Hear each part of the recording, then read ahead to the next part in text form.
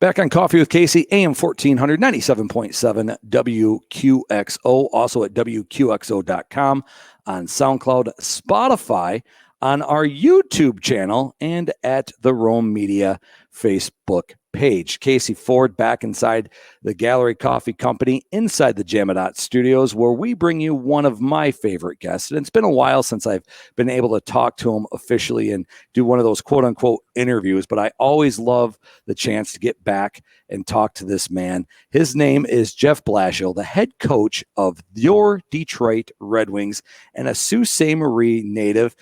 Good morning, Coach. How you doing today?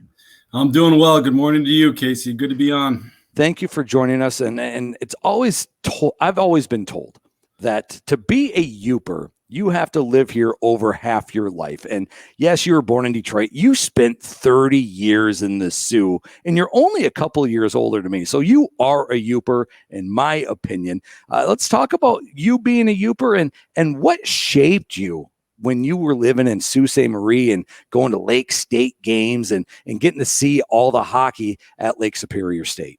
Yeah, I'm definitely a Youper, and my hometown's the Sioux. I was born in Detroit, but I didn't live here long enough to really, really grow up at all. I grew up in Sault Ste. Marie, and proud of that, very proud of that. The Sioux, as the UP in general, it's just a great place where I would just say that people care about you, and what shaped me, the people around me. That's what shaped me, and not just my family, but so many people. When you grow up in a town like the Sioux and like many towns in the UP, if you play youth sports, you're part of a family. It's not switching from team to team every year. You're part of a family, and those are the people that help shape you through the course of your life, and that you stay in touch with over the course of your life. And I still talk to a number of guys that I grew up with in the Sioux, whether it be guys that I played hockey with, whether it be guys that I went to school that didn't play hockey, and really it was the people. I think that's what separates the UP from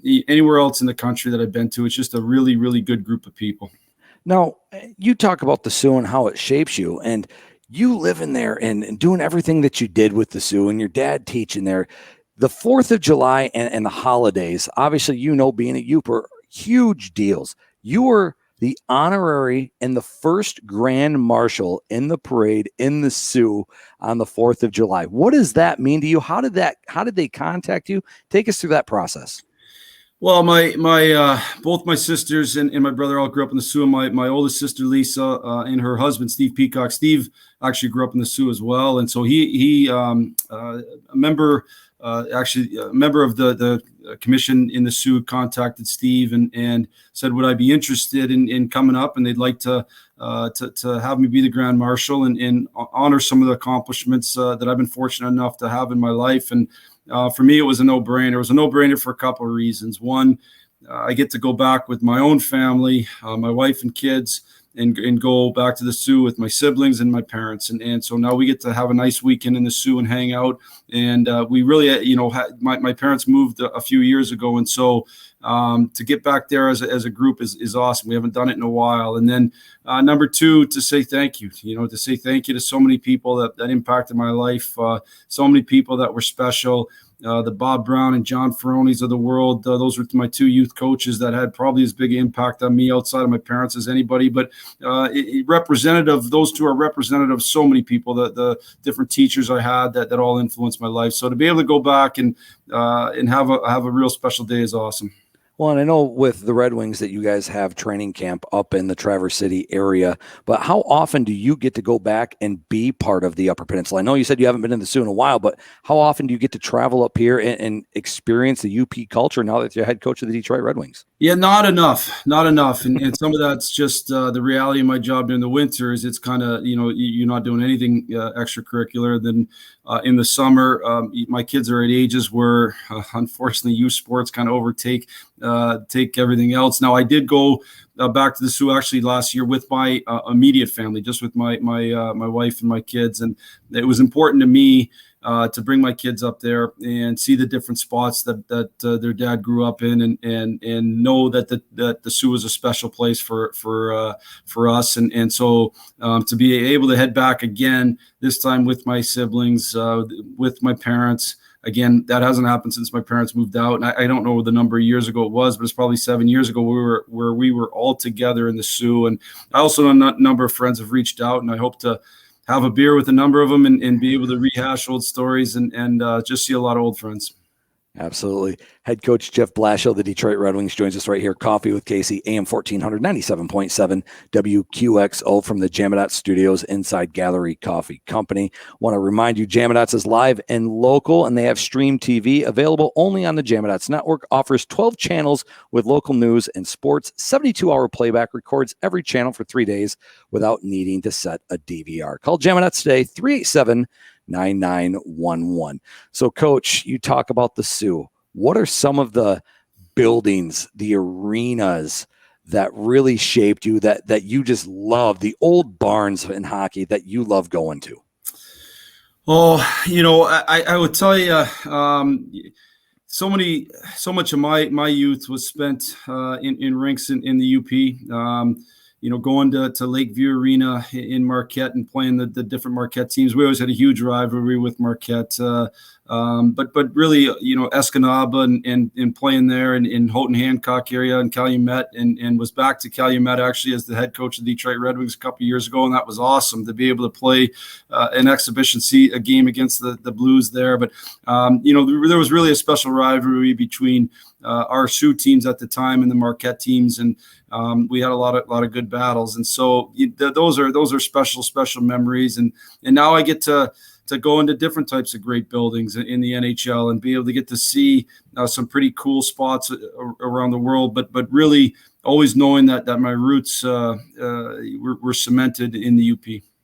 When you talk about, and you played goaltender and played at Ferris State, when you were sitting there and you're trying to get recruited, you're in the Upper Peninsula, Lake State's won some national championships under Rick Comley, and you see what Rick Comley was able to do at Northern Michigan University. How did you choose what college to go to and the recruiting process that you went through? Well, a little bit they choose you and they, in terms of who you get offers from. I was just actually with Coach Jeff Jackson this past couple of days, spent some time working through some hockey strategy with them. I haven't seen Coach Conley in a while. But I've seen him a little bit on the road when he's been scouting at different times, and what a magical time in the UP, to have two of the best. When I was growing up and in high school, two of the best college hockey teams in the country were right in the UP, and at that time played in different conferences. But we, I remember I think it was 91. Both teams were excellent, and they had games against each other, and it was unbelievable. The crowds were unreal, and so I played for the Sioux Hawks in midgets, and then went to Des Moines and played in the United States Hockey League for 3 years, and ultimately got a scholarship offer from Ferris. I never got a scholarship offer from my hometown Lake Superior State Lakers, and they were right. They chose John Graham the same year, and John Graham went on to play a lot of games in the NHL, and I didn't, so they made the right choice there. But I had a great time at Ferris, and honestly, Ferris jump-started my coaching career. Bob Daniels asked me my senior year if I'd ever be interested in coaching, and I said absolutely. And I always say being a bad goalie jump-started my coaching career, and here I sit today. So I'm thankful for all those experiences. Jeff Blashill joins us right here, Coffee with Casey, AM 1400, 97.7 WQXO on the YouTube stream, on the Rome Media Facebook page, also on SoundCloud, on Spotify, and at WQXO.com. And I originally met you when you were able to get one of Northern Michigan University's assistants, Rob Faka, down to Western Michigan. And you've been successful wherever you've been. It doesn't matter what level you've coached at. You've been successful. You've been assistant with the Red Wings. You were with the Grand Rapids Griffins, winning Calder Cups. You were successful down at Western Michigan University. How often do you get to talk to a guy like Rob Faka and some of the other coaches that you've had on your staff? A lot and not enough, especially some of those special people like Rob. I actually just spoke to him within the last week, and he'll call me and chat about a number of things, usually busting my chops on something. Robbie's a funny man, but he's a special person. And hockey is a little bit like growing up in the UP that I talked about, the special people there. That's kind of the hockey community. Really fortunate to be working in a sport where the people are really awesome, genuine, caring people. And Rob Faka is a great example of that. Rob's extremely funny. Rob's a great person, but Rob would give you the shirt off his back at any point. And I've worked with so many good people. I talked to Bob Daniels, who I worked with and was coached by Ferris State, Drew Famulak, Mark Kaufman. I see them on a fairly regular basis. Rico Blasi and Chris Bergeron are good friends of mine to this day. Pat Ferschweiler at Western Michigan. So many good people that I've been able to come into contact with. And that, to me, life's not about accomplishments. Life's not about setting goals. Life's about a journey and having great experiences within that journey. And I've been real fortunate to have a really good journey and meet some really great people. And that's why I love talking with you, because you're so level-headed. And that's why I hate what I do. I really do, like the media. And I know that things can get testy sometimes with media. I don't really consider myself media. I consider myself a person that gets to have a nice conversation with the head coach of the Detroit Red Wings, because I'm not that guy. Oh, well, he should be fired. They've had some bad years, blah, blah, blah. How much do you pay attention to the Twitters and the Facebooks and the media? And I know it's a lot more pressure down in Detroit when things aren't going your way with the Detroit Red Wings. Well, I'd say a couple of things. Number one, I always understand the media has a job to do, specifically more those that I deal with on a day-to-day basis here, and they have a job to do. I've all I'd ever ask them to be is fair, and I think the media in the Detroit area has been very fair. They've questioned some things I do, and they had a right to question. When you're in a decision-making position, you're going to make lots of decisions, and you're going to make some right and some wrong. That's the reality of life. Nobody makes perfect decisions every time, and it's more about how you react when you do make those right and wrong decisions and the steps that you take forward.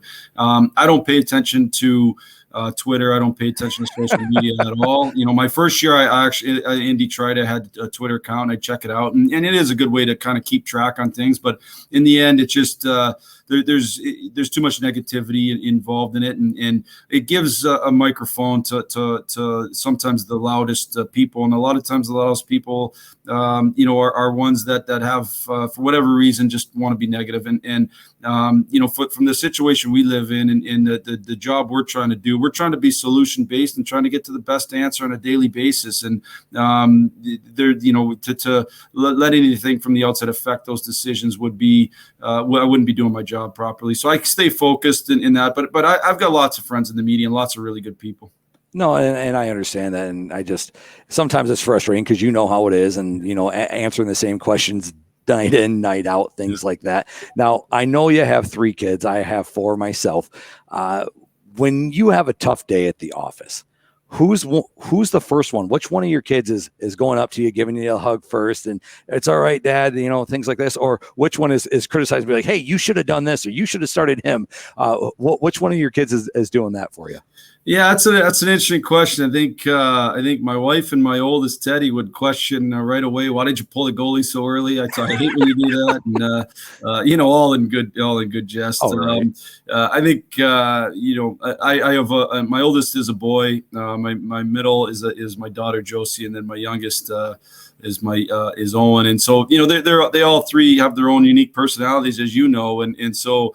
I would say that the older they get, the more they like to bust on me a little bit, and that's great. That's fine. I know in the end they all give me a hug and know that we do the best we can, and we keep really good perspective in our family.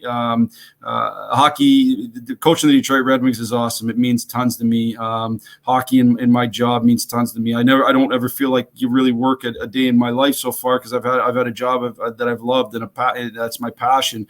But most importantly is my family, and both my kids and my wife and my parents and my siblings and my friends, and that's what's most important. So we always keep that part in perspective. But we have fun with each other, and I would say my kids, again, as they get older, they like to take little shots at me and have fun with it. And you're right. The older they get, the more fun they are. As Jeff Blashill joins us right here on Coffee with Casey, AM 1400, 97.7 WQXO from the Jamadots studios. Let's talk about that, because being a family man, you got 3 kids, and mine are my ages are 12, almost 9, like 9 next week. One just turned 4 and one just turned a year old. How tough is it for you knowing everything that they do, not only to attend it, but also make sure that they know that you're present and, and attending those events? The only part of the job that I don't want to say that I don't like, but the hardest part of the job, I guess, is that I don't get to see a lot of the things that my kids do, a lot of my kids' activities. And I don't think it really affects them. I go as much as I can, and they know that I care about them, and I talk to them about all their situations. But in the end, you just have this life, and your kids grow up fast, and before you know it, you've missed a lot of what they've done. And so I try to make a point when I can to make sure that I'm going and watching their activities. And the COVID break is as hard as it was, the pause last year on so many people, that it was also a special time to be able to hang out with your family, probably more than ever. And so I'll always think back on that time as a really hard time for the world, but there were moments of real special for my own family, because I got to see them more than I ever have in my life. And even this summer now, my oldest Teddy's a golfer. He's going to tournaments, and I get to go, and I actually got to caddy for him on Memorial Day, and that was a pretty cool thing. My daughter's playing field hockey. I've got to go to her field hockey tournaments. My youngest is playing lacrosse right now, and I've been to his. So what I really enjoy probably the most is when I can go with my wife and watch those events. The person I probably don't see as much as I'd like to see is my wife. And we're usually, as you know, when you have kids, you're going in multiple directions, and not usually you're kind of divide and conquer instead of being able to go together. And so those times when we can go together and watch one of our kids' activities, that's a really, really special time for us. You're absolutely right. Do you push any of them towards hockey? I know you've done interviews in the past where you said your dad didn't really know a lot about hockey, but you obviously became a goaltender. So do you try to push your kids into hockey? You want them to do something else? And I know, like I always say, one of my kids is a wrestler. I don't know anything about wrestling, and I just sit back and I just let coaches coach and do their thing, because I don't know what I'm supposed to be yelling, not yelling, things like that. Do you push them towards a specific sport? All three of them have played hockey. Now, my oldest Teddy he quit playing hockey this year, and really started to focus on golf. My middle, my daughter Josie, has played hockey. I don't know if she's going to play next year.